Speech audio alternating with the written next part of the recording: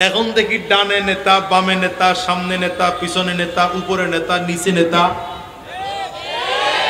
গাছে ঝুলে নেতা, ব্যানারে ঝুলে নেতা, ফেস্টুনে ঝুলে নেতা। কি কথা হয় না?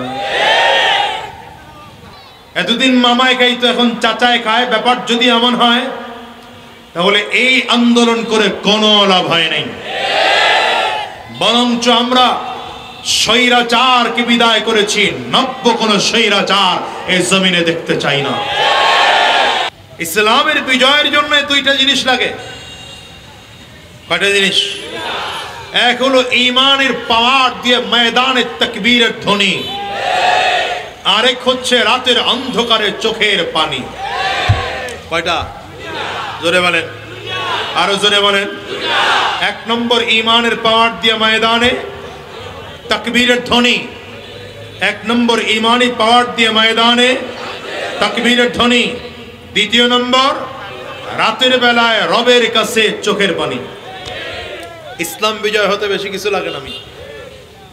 কিন্তু সমস্যা হলো এই জায়গাটায় আমরা দলে দলে ভাগ হয়ে গেছি। সবাই যার যার দল নিয়ে মহা ব্যস্ত। দেশ নিয়ে চিন্তা করার সময় কারণে, জনগণ নিয়ে চিন্তা করার সময় কারণে, ইসলাম, মানবতা, মাদ্রাসা, মসজিদ নিয়ে চিন্তা ফিকির করার সময় যেন কারোই নেই। সবাই যার যার দল গুছাতে ব্যস্ত। সবাই যার যার দল গুছাতে ব্যস্ত। কই এদেশের মুসলিমদের অবস্থা আগেও যা ছিল এখনো তাই তো রয়ে গেল। কি কথা বলেন না? এদেশের কোরআনওয়ালাদের অবস্থা আগেও যা ছিল এখনো তো তাই রয়ে গেল। তাহলে এই কাজগুলো করার দায়িত্ব কাদের? বলেন না কেন? কেউ করবে না। কিন্তু আমরা যারা মাথায় টুপি দিয়েছি, মুখে দাড়ি রেখেছি, সুন্নতি পোশাক পরেছি, 5 ওয়াক্ত নামাজ পড়ি, হাক্কানি আলেমদের সাথে, হাক্কানি পীর মাশায়েখদের সাথে, জামাতে তাবলীগের সাথে আমাদের উঠা বসা আছে। কেউ এদেশের ইসলাম নিয়ে, কোরআন নিয়ে, মানবতা নিয়ে চিন্তা না করলেও আমরা করব। ঠিক তো? বলেন বলেন বলেন। কেউ চিন্তা না করলেও আমরা করব।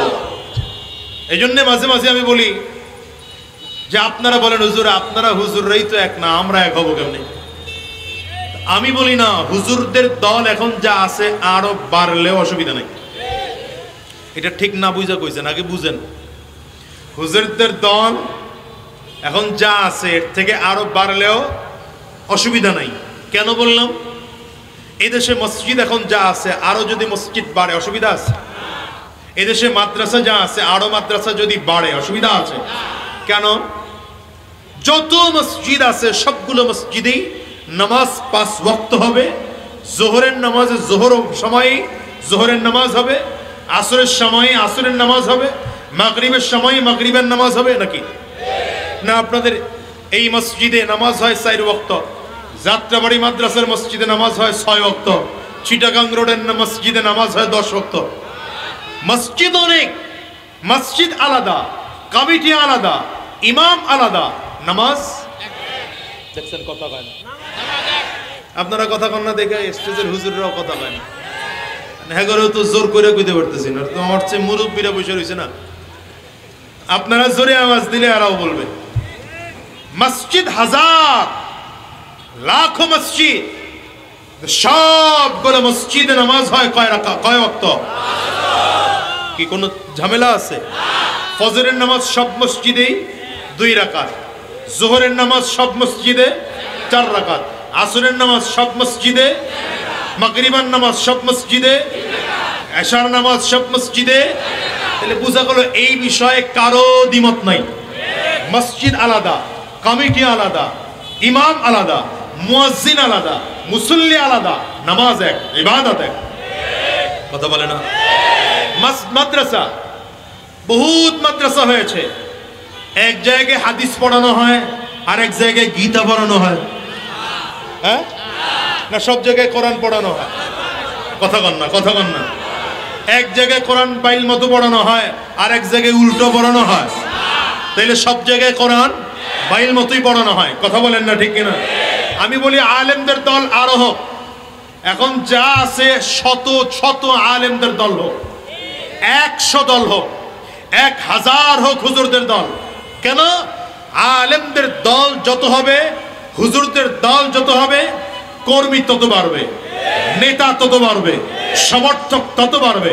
কিন্তু মনে রাখতে হবে, ইসলামের স্বার্থ যখন সামনে চলে আসবে, কোরআনের স্বার্থ যখন সামনে চলে আসবে, দ্বীনের স্বার্থ যখন সামনে চলে আসবে, মাদ্রাসা মসজিদ ইসলামের তহজিব ও তামাদ্দুন রাখা না রাখার প্রশ্ন যখন চলে আসবে, তখন আমরা দল বুঝি না, তখন মত বুঝি না, তখন কার দল কোনটা দেখতে চাই না। আমরা হাতে হাত মিলিয়ে কাঁধে কাঁধ রেখে ময়দানে ইসলাম রক্ষার জন্য সব দল এক হয়ে নামব। কি কথা বলেন? 1000 দল হলে অসুবিধা আছে? সমস্যা ওই জায়গাটায়, এই দলের মধ্যে আবার কিছু সামসাস কি আছে বলেন না?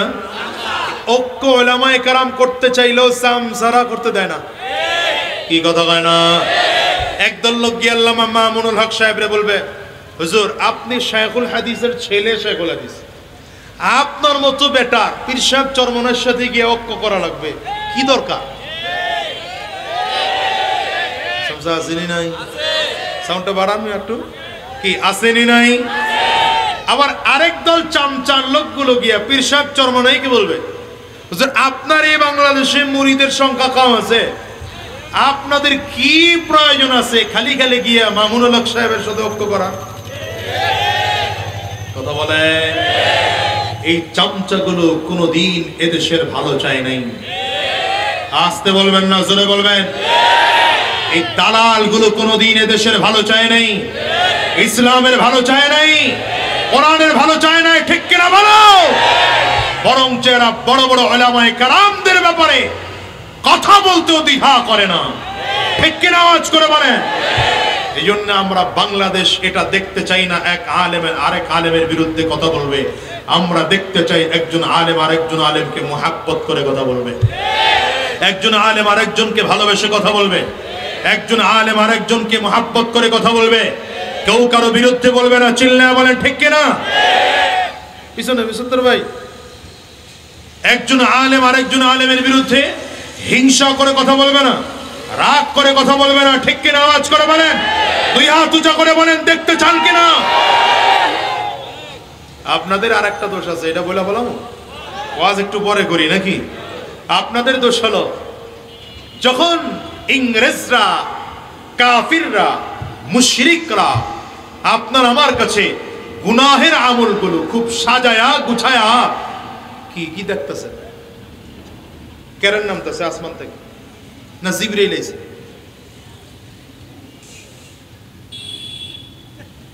কি করে? আমি শ্রোতা বেশি দরকার নাই, আমার শ্রোতা কম হোক, কিন্তু মনোযোগী না হলে কথা বলবো না। ওই আরেকজন দেখে লোক কয়টা আইছে, খারায় দেখ, খারায় দেখ। আপনাদের দোষ হলো কাফির মুশরিকরা গুনাহের আমলগুলোকে মুজাইয়িন করে আপনাদের সামনে উপস্থাপন করে, সাজিয়ে গুছিয়ে উপস্থাপন করে, আর আপনারা মনে করেন আরে এটাই তো অনেক। এই যে আজকা চলতেছে না কিরা না, 31st নাইট, হ্যাঁ কি কথা বল না কেন? ইংরেজি নববর্ষের 1 সালের শেষ দিন, আরেক সালের এই যে আসার সময় দেখে আসলাম, আমি তো জোহরের পরে বয়ান করছি কিশোরগঞ্জে, তা আসার সময় দেখে আসলাম কত কায়দা কানুন, বিভিন্ন জায়গায় প্যান্ডেল টানানো চলতেছে, কাজ ডেক সেট নিয়ে আসতেছে, একটা দৌড়াদৌড়ি পারাপারি চলতেছে। আর কি হবে? 31st নাইট উদযাপন হবে। এই দেখবেন 12টা বাজতে দেরি, আর এক একজনে পটকা ফাটায়া বিল্ডিং শুদ্ধা কাঁপে। কি কথা কও না কেন? আমি বিগত দিনে বলেছি, যারা এদেশে মাহফিল বন্ধ করতে চাও, যারা এদেশের কোরআনের আওয়াজকে বন্ধ করে দিতে চাও, যারা আযানকে বন্ধ করে দিতে চাও, পারলে এই 31st নাইট নামের উদযাপনটাকে বন্ধ করো। লাভ কি এগুলো কইরা? বরঞ্চ এগুলোর কারণে হার্টের রোগী সমস্যা, বাচ্চারা ঘুম থেকে লাফিয়ে ওঠে। তো আওয়াজ শুনলে তো ব্রেইন নষ্ট হয়ে যায়, ঠিক না বেডি? এই কাফির মুশরিকরা বিভিন্ন আমলগুলো, খারাপ খারাপ কাজগুলো আপনার আমার সামনে উপস্থাপন করে, আর আপনি আর আমি এগুলোকে সাজসজ্জা মনে করে করে এগুলো গ্রহণ করি। তো ওরা গণতন্ত্র আপনার আমার সামনে নিয়ে আসে, রাজতন্ত্র নিয়ে আসে, সমাজতন্ত্র নিয়ে আসে, পুঁজিবাদ নিয়ে আসে, আর আপনি আর আমি এগুলো গ্রহণ করি। এখন থেকে ওয়াদা করতে হবে, আমরা আর কাফিরদের পায়ে পায়ে চলবো না, মুশরিকদের পায়ে পায়ে চলবো না, বেঈমানদের পায়ে পায়ে চলবো না। আগামীর দিনে যদি চলতে হয় উলামায়ে কেরামদের পরামর্শ নিয়ে কোরআন আর সুন্নাহ অনুযায়ী জীবন সাজাবো। কারা ওয়াদা করতে পারবেন তারা বসার থেকে দাঁড়িয়ে আল্লাহকে দেখাবেন। এই দাঁড়ানোর একটা মূল্য আছে, কিন্তু মূল্যটা বুঝা দাঁড়ান, মূল্যটা বুঝা দাঁড়ান। যে কেউ দাঁড়ায়েন না, বেঈমানদের পায়ে পায়ে চলবো না, মুশরিকদের পায়ে পায়ে চলবো না, কাফিরদের পায়ে পায়ে চলবো না। চললে কোরআন ওয়ালাদের পায়ে পায়ে চলবো, কোরআন ও সুন্নাহ অনুযায়ী জীবন চালাবো। ঠিক আছে তো ইনশাআল্লাহ? বসে যান, আল্লাহ কবুল করুন। আয় জোরে বলেন, আওয়াজ করে জোরে বলেন। এখন আমাদের সাথে ওয়াদা করবেন, কিন্তু কিছুদিন পরে যখন পীর সাহেব চরমনায় আপনাদের কাছে ভোট চাইতে আসবে, হুজুরেরা রাজনীতি করার আবার দরকার কি? আল্লামা মামুনুল হক সাহেব যখন আপনাদের কাছে ভোট চাইতে আসবেন, হুজুরেরা আবার রাজনীতি করার দরকার কি? এই জন্য আমি আফসোস করে বলি যে এই দেশে মুসলমানের সংখ্যা 92%, কিন্তু ইসলামী রাষ্ট্র কায়েম হয় না। কেন? সাহাবায়ে কেরামদের ঈমানের কোয়ালিটির ঈমান আপনার আমার নাই। এই কারণে ইন্দোনেশিয়ার দিকে তাকান, ইন্দোনেশিয়া মাত্র 65%, ইন্দোনেশিয়া 65% মাত্র মুসলমান। সেই দেশের সরকার 100% মুসলিম বা শরিয়া ভিত্তিতে রাষ্ট্র পরিচালনা করে না। এরপর মুসলমানদের জন্য আলাদা শরী বিধান রাষ্ট্রীয়ভাবে ব্যবস্থা আছে। আমার বাংলাদেশে মুসলমানদের জন্য রাষ্ট্রীয় বিধান মুসলমানদের জন্য আলাদা করে নেই। 92% মুসলমান হয়ে লাভ হলো কি? কথা বলেন, 92% মুসলমান হয়ে লাভ হলো কি? আরে মুসলমান তো এত লাগে না, মুসলমান লাগে 313 জন। ওই ইতিহাস দিয়ে বোঝানো হয়েছে মাত্র 33%। হাজারো কাফির, মুসলমান 313 জন, অর্থাৎ 33% মুসলমান যদি পাক্কা সচ্চা ইমানদার কোন এলাকায় থাকে, সেই এলাকা মুসলমানদের কবজায় আসতে বাধ্য, বেঈমান সেই জমিন ছেড়ে পালাতে বাধ্য। নবীজি বলেন এমন একটা যুগ আসবে যেই যুগের মানুষ মুসলমান নামে থাকবে, কাজে থাকবে না। কোরআনের প্রথা থাকবে, কোরআনের বিধান দিয়ে দেশ পরিচালনা হবে না। কি কথা কর, ঠিক কিনা বলেন? এই যুগ তো মনে হচ্ছে আমাদের দেশে চলে আসছে। বদরের ইতিহাস জানেন? মুসলমানরা গিয়ে এমন জায়গায় অবস্থান করেছে যেটা যুদ্ধের জন্য অনুপযোগী জায়গা, নিচু জমিন, বালুময় জমিন। যে বালুর মধ্যে পাড়া দিলে রোদের কারণে বালু শুকিয়ে আছে, ধুলায় পা ডেবে যায়, সামনে আগানো যায় না। বেঈমানরা আগের থেকে সুবিধাজনক জায়গা অবস্থান করেছে, উঁচু জমিন, আবার শক্ত জমিন। নবীজি সাহাবায়ে কেরামদের দিকে তাকিয়ে দেখলেন সাহাবায়ে কেরাম সংখ্যায় মাত্র 313 জন, কাফিররা সংখ্যা 1000-এর উপরে। নবীজি সাহাবায়ে কেরামদেরকে ডেকে বললেন, তোমাদের কাছে অস্ত্র কয়টা আছে? হুজুর মাত্র 8টা তরবারি আছে। কয়টা বলেন, কয়টা? এটা কোন যুদ্ধ? যেই যুদ্ধে ইসলাম থাকবে কি থাকবে না সেই প্রশ্ন। এই যুদ্ধে হেরে গেলে গোটা জমিন থেকে ইসলাম নিঃশেষ হয়ে যাবে। সেই যুদ্ধে তরবারি মাত্র 8টা, ঘোড়া মাত্র 2টা, উট মাত্র 70টা। রাহমাতুল লিল আলামিন সাহাবায়ে কেরামদেরকে বললেন, আমার জন্য ছোট্ট একটা ঝুপড়ি ঘর তৈরি করে দাও, আমি আল্লাহর সাথে কথা বলবো। আর একটু জোরে বলা যায় না? আওয়াজ করে আরো জোরে বলা যায় না? রাহমাতুল লিল আলামিন সাহাবায়ে কেরাম ঘুমিয়ে পড়েছে। আমার নবী তাঁবুর মধ্যে ঢুকে নামাজ শেষ করে জায়নামাজে বসে হাত তুলেছেন। বুখারীর বর্ণনা, নবীজি কান্না করতেছেন, আল্লাহুম্মা ইন শি'তা আল্লান তু'বাদ, আল্লাহুম্মা ইন শি'তা আল্লান তু'বাদ, আয় আল্লাহ, তুমি যদি চাও গোটা জমিন থেকে তোমার ইবাদত করনে ওয়ালা মানুষগুলো বিদায় হয়ে যাবে। তুমি যদি চাও আজকের থেকে আর কেউ তোমার জমিনের মধ্যে ইবাদত করবে না। তুমি যদি চাও এই জমিনের মধ্যে আর কেউ তোমার গোলামি করবে না, তাহলে যেমন করে হোক এই কাফিরদের বিজয় দিয়ে দাও, মুসলমানদেরকে পরাজয় করিয়ে দাও। আর যদি তুমি চাও মুসলমানরা কিয়ামত পর্যন্ত তোমার পুত্র দিয়ে কদমে সাজদা করবে, তুমি যদি চাও ঈমানওয়ালারা চিরজীবন জমিনের মধ্যে থাকবে, তাইলে কেমন করে করবা জানি না। আল্লাহ মুসলমানদেরকে বিজয় দিয়ে দাও, কাফিরদেরকে পরাজয় করে দাও। রাহমাতুল লিল আলামিনের দোয়া চলতেছে।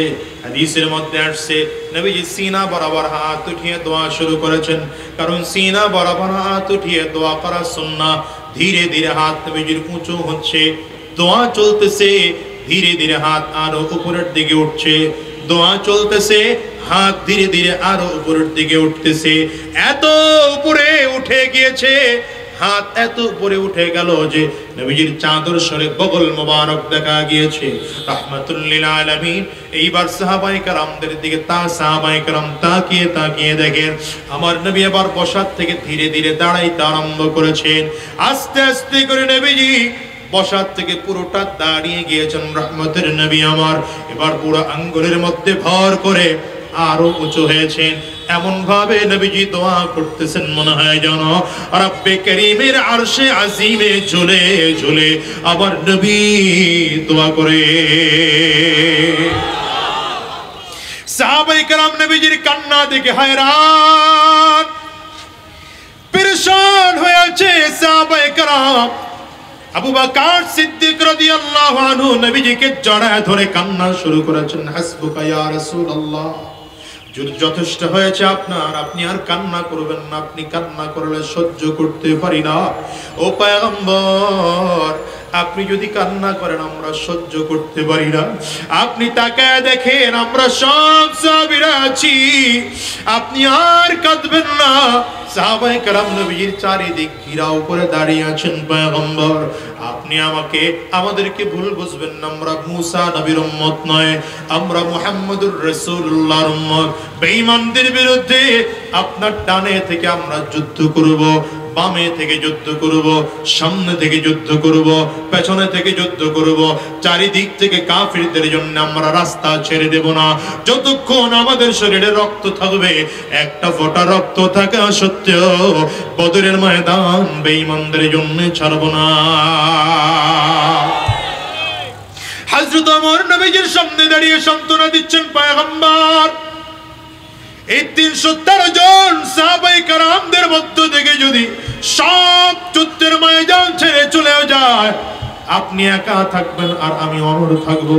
ও পয়গম্বর, আপনি আমার সেনাপতি হয়ে শুধুমাত্র আপনি আমাকে অনুমতি দিবেন, পরিচালনা করবেন, আর আমি আপনার পেছনে পেছনে চলবো। বেঈমানদের বিরুদ্ধে একা যুদ্ধ করব, হাজার কাফিরদের বিরুদ্ধে আর কাউরে লাগবে না। কিন্তু নবীজির কান্না এখনো বন্ধ হয় না। রাহমাতুল লিল আলামিন চোখের পানিগুলো ছেড়ে ছেড়ে কান্না করেন। আল্লাহ পাকের কুদরতি অন্তরের মধ্যে জোশ এসে যায়। রব্বে করিম ডেকে বলেন, জিবরাইল তাড়াতাড়ি করে যাও, বন্ধু যেন চোখের পানিগুলো ফেলে আর কান্না না করে। আমার বন্ধুর কাছে চলে যাও, বন্ধুর কাছে গিয়ে বলো কান্না করা লাগবে না। আগামীকাল আমি বন্ধুর জন্য একজন নয়, দুইজন নয়, 1000 ফেরেশতা সৈন্যবাহিনী পাঠাইয়া আমি বন্ধুর কাছে হাজির করব। নবীজির কান্না এখনো বন্ধ হয় না, এখনো নবীজি চোখের পানিগুলো ফেলে ফেলে কান্না করেন। ও দয়ার আল্লাহ, তোমার কাছে ফেরেশতা কম আছে নাকি? দিবাই যেহেতু 1000 কোনো বাড়ায়া দাও না। রহমতের নবীর চোখের পানি কান্না দেখে সাহাবায়ে কেরাম পাগল। আল্লাহ তাআলা জিবরিলকে জানায় আমার হাবিবকে বলে দাও 1000 না, আমি আল্লাহ আমার বন্ধুর জন্য, বন্ধুর সাহাবীদের জন্য আগামীকাল বদরের ময়দানে 3000 সাহাবী 3000 ফেরেশতা পাঠাইয়া যুদ্ধের ময়দানে হাজির করব। নবীজির কান্না কোনো বন্ধ হয় না, আরো জোরে জোরে কাঁদে, হে আল্লাহ তোমার কাছে ফেরেশতার সংখ্যা মোটেও কম না, 1000 থেকে 3000 বানিয়েছো, আর একটু বাড়িয়ে দেওয়া যায় না?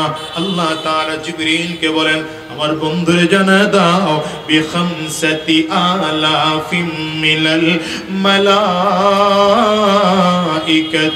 মুসাউমিমিন। আমার বন্ধুরে জানা দাও আগামীকাল 1000 না 3000 না 3000 না, আগামীকাল আমার বন্ধুর জন্য বদরের ময়দানে 5000 সৈন্যবাহিনী ফেরেশতা পাঠাবো। এবার যুদ্ধ শুরু হলো। মুসলমান নবীজি চেহারা মুসলিম, হাতটা চেহারার মধ্যে মুসলিম, রাহমাতুল লিল আলামিনের মুনাজাত শেষ হতে দেরি হয়। হঠাৎ করেই দেখা যায় বদরের ময়দানে বৃষ্টি আরম্ভ হয়ে গেল। প্রচন্ড বৃষ্টির কারণে বালু ধুলা বালুগুলো মাটির জমিনের সাথে বসে গিয়েছে। সাহাবায়ে কেরামদের জায়গাটা এখন হাঁটার জন্য প্রস্তুত হলো। সাহাবায়ে কেরাম বুক টান করে ময়দানে হাঁটতেছে। বেঈমানগুলো যেখানে অবস্থান গ্রহণ করেছিল সেটা কাদা মাটি ছিল, বৃষ্টির কারণে আরো বেশি কাদা হয়ে গেল। এইবার কাফিররা সামনে আগাইতে পারে না। মুহূর্তের মধ্যে দৃশ্যপট পাল্টে গেল। ফজরের নামাজ কমপ্লিট করে রাসূলুল্লাহ সাল্লাল্লাহু আলাইহি ওয়াসাল্লাম সাহাবায়ে কেরামদের সামনে দাঁড়িয়ে যুদ্ধের ভাষণ দিচ্ছেন। সাহাবীরা প্রস্তুতি গ্রহণ করো, বেঈমানদেরকে জমিন থেকে বিদায় করে ইসলাম আল্লাহর জমিনে কায়েম করা লাগবে। সাহাবায়ে কেরাম ডেকে বলেন, পয়গম্বর আমাদের কাছে তরবারি আছে মাত্র 8টা তরবারি নিয়ে কেমনে যুদ্ধ করব?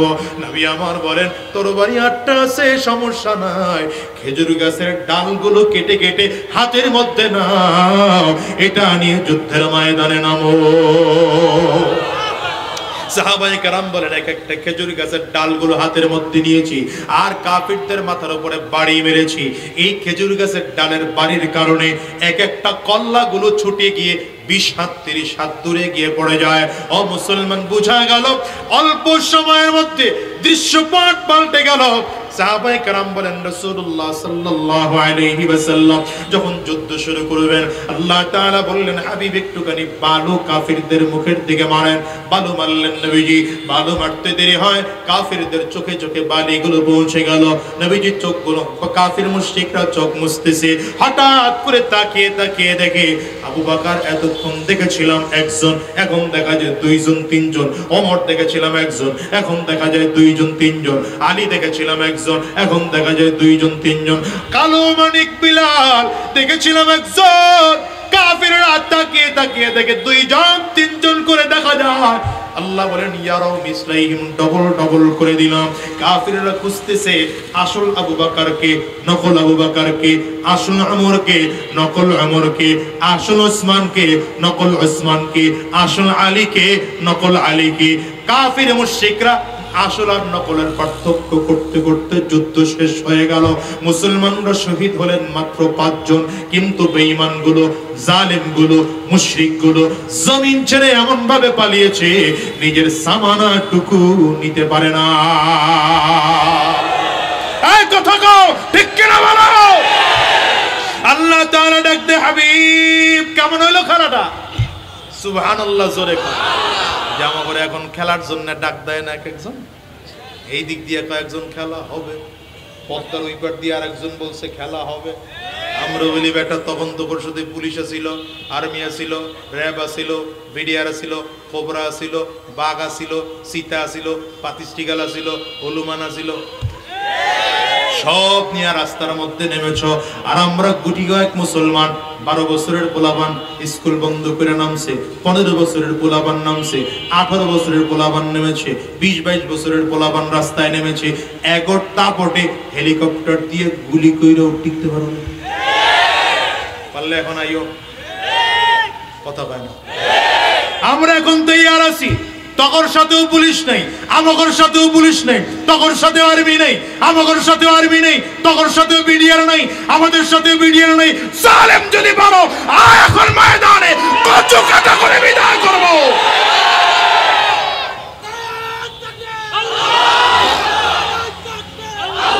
খালি দাপট দেখাও না আছে নাকি?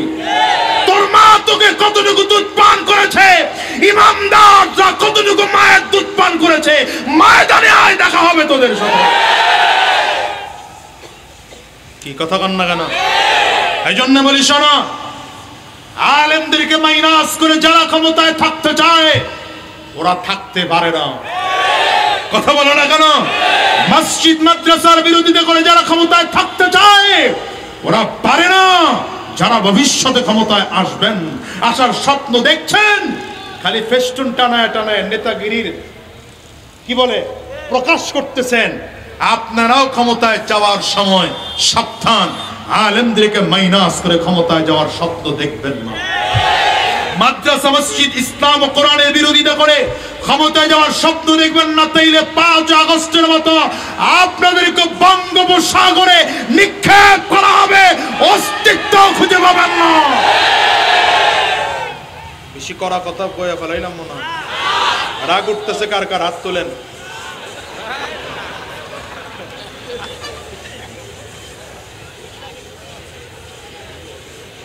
মুসলমান, এই জন্য শুরুতে বলেছিলাম লাগবে কয়টা গুণ? 2টা। কয়টা?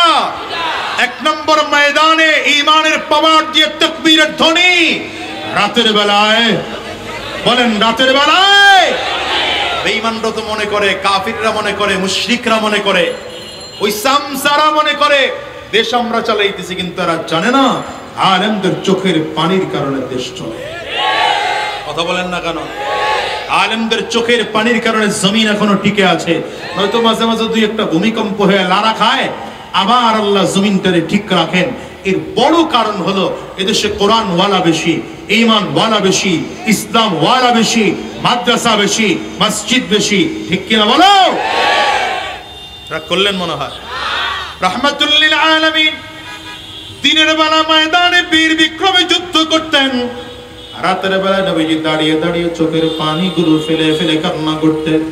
আম্মা জানা আয়েশা সিদ্দিকা রাদিয়াল্লাহু আনহা বলেন রাহমাতুল লিল আলামিন মাঝে মাঝে নামাজের মধ্যে দাঁড়িয়ে দাঁড়িয়ে এত বেশি কান্না করতেন, নবীজি দেখে আমরা হয়রান হয়ে যেতাম, পরেশান হয়ে রাহমাতুল লিল আলামিনকে জিজ্ঞাসা করতাম, নবী আমার এত কেন চোখের পানিগুলো ফেলে ফেলে ফেলে ফেলে কান্না করেন? নবী আমার ডেকে বলেন, আয়েশা কেন কান্না করি তুমি কি জানো?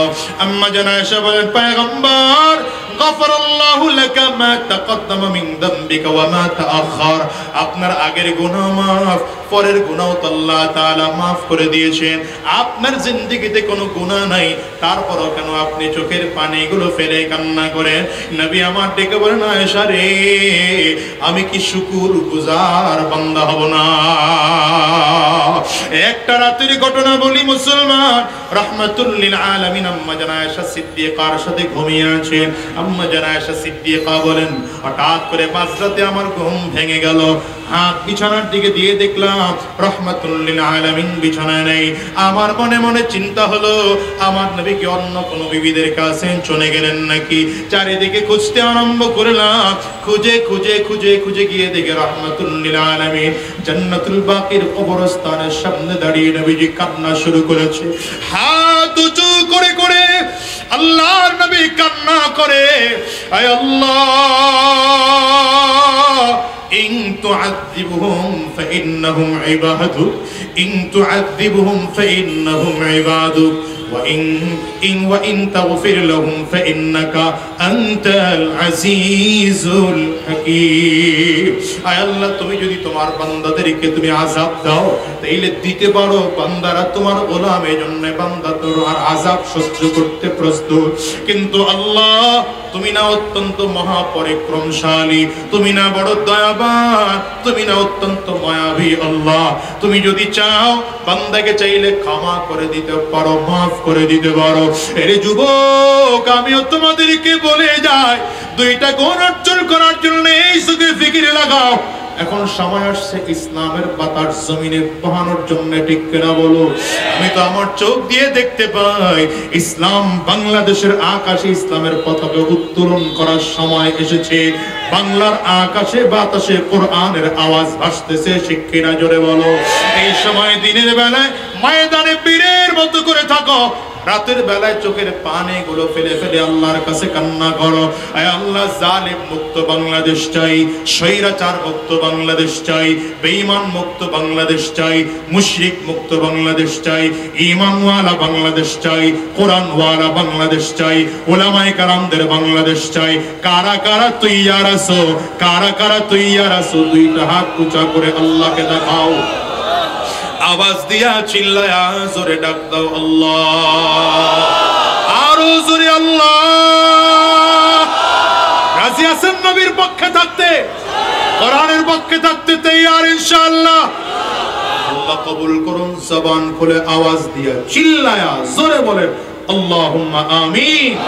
আমার ভাইরা, লম্বা সময় নেওয়ার মতো সুযোগ আমার হাতে নেই, কারণ জোহরের পরে বয়ান করছি সেই করিমগঞ্জ থানা, কিশোরগঞ্জ জেলা। বড় কষ্ট করে আসছি, খাওয়া দাওয়ার সময় পাই নেই, এখন আবার শেষ করে 2500 যেতে হবে।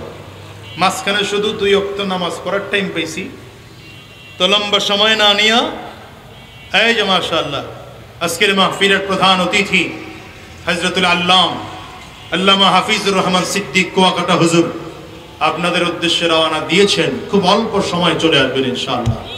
আলহামদুলিল্লাহ বলেন।